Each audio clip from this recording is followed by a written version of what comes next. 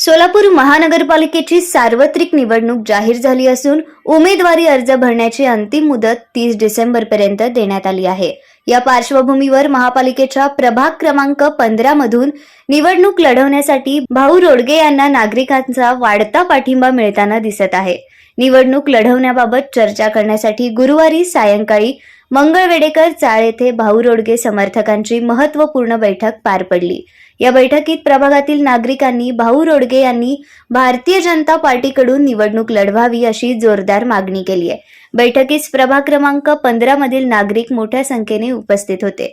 दरम्यान राष्ट्रवादी काँग्रेस अजित पवार गटाचे नेते बसवराज कोळी यांनी भाऊसाहेब रोडगे यांनी राष्ट्रवादी काँग्रेस पक्षाकडून निवडणूक लढवावी अशी अपेक्षा व्यक्त केली आहे। आणि ज्या आमच्या कॉन्टॅक्ट मध्ये असणार आहे, जे आम्ही निस्वार्थपणाने रोडवर प्रेम करणार आहे, त्यांना मी कधीही तडा न देणार।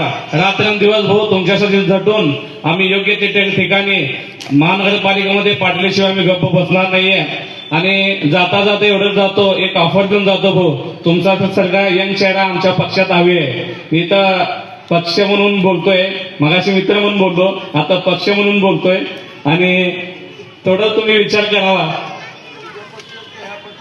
राष्ट्रवादी काँग्रेस पार्टी अजितदादा गटात राष्ट्रवादी काँग्रेस पार्टी महायुत शेवटीला भाऊ तुमचा आशीर्वाद मिळाल्याशिवाय पुढे महानगरपालिका पण चालत नाही।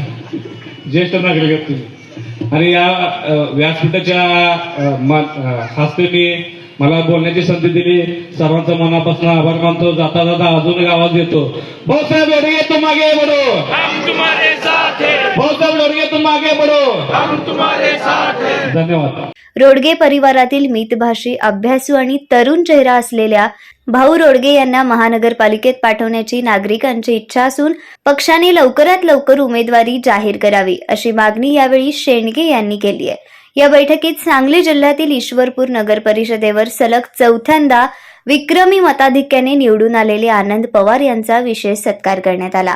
हा सत्कार माजी उपमहापौर दिलीप कोल्हे, ॲडव्होकेट योगेश पवार आणि अरुण रोडगे यांच्या हस्ते पार पडला। या बैठकीस मंगळवेढेकर चाळ, जुनी मिल चाळ, वारद चाळ, पाटील चाळ, नरसिंगगिरीजी मिल चाळ, फॉरेस्ट कोनापुरे चाळ, लक्ष्मी विष्णू मिल चाळ आदी परिसरातील नागरिक मोठ्या संख्येने उपस्थित होते। शिवाजी महाराज की धर्मवीर छत्रपती संभाजी महाराज की। आज या ठिकाणी AR ग्रुप आणि महाकाल शिवजन्मोत्सव युवक मंडळ आणि समर्थ तरुण मंडळ यांनी जे आव्हान केलं आहे, त्या आव्हानाला सर्व आपल्या भागातील लोक आणि कार्यकर्त्यांनी उपस्थित राहिल्याबद्दल आणि त्यांचे सगळ्यांचे आभार मानतो। पट्ट्यातला पण रोडगे परिवाराची माणसं अशी जोडलीत, प्रत्येक भागात गेलं तर एक माणूस आहे, म्हणजे एवढी माणसं एवढ्या ग्रामीण भागापर्यंत हा रोडगे परिवार पोहोचलाय। आणि आज तीच विचार विनिमय बैठक आज या सोलापूर नगरीत खरं तर हो तुमच्या या पत्रामध्ये आमचे पाहुणे आहेत, त्यांना सगळ्याला सांगायला चालू केले आम्ही तर की आता काय म्हणजे डोळं झाकून भाऊसाहेब रोडगे ह्या बारे उभा राहणार आहेत आणि त्यामुळं तिथं काही विचार करायचं नाही। आज खरं तर आपण आज प्रेम एवढं रोडगे परिवारावर करण्याचं कारण काय आहे?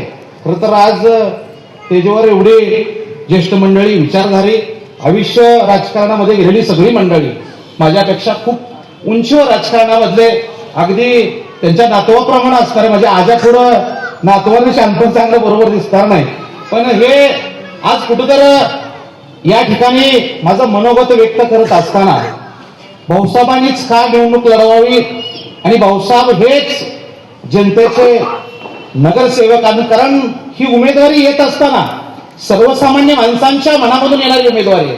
प्रत्येक माणसाला भाऊसाहेब हे माझ्या घरातले आहेत हे वाटायला लागलेलं आहे।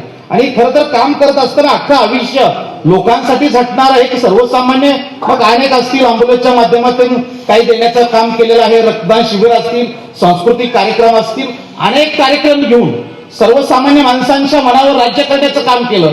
खरं तर ही संवाद बैठक आयोजित करत असताना प्रत्येक माणूस हा माझ्या कुटुंबातला आहे। खरं तर आज या ठिकाणी बैठक घेत असताना मला आवर्जून या ठिकाणी भाऊसाहेब तुमचं कौतुक करावं आहे, कारण लोक स्वतःच उमेदवारी जाहीर करतात अचानक उमेदवारी जाहीर करतात, पण तुम्ही त्याला अपवादात्मक ठरलेला आहात. कारण लोकांना विचारलं गरजेचं आहे, लोकांच्या प्रतिक्रिया घेणं गरजेचं आहे आणि लोक सांगतील त्यावेळेसच तो विचार पुढे घेऊन जाणं गरजेचं आहे.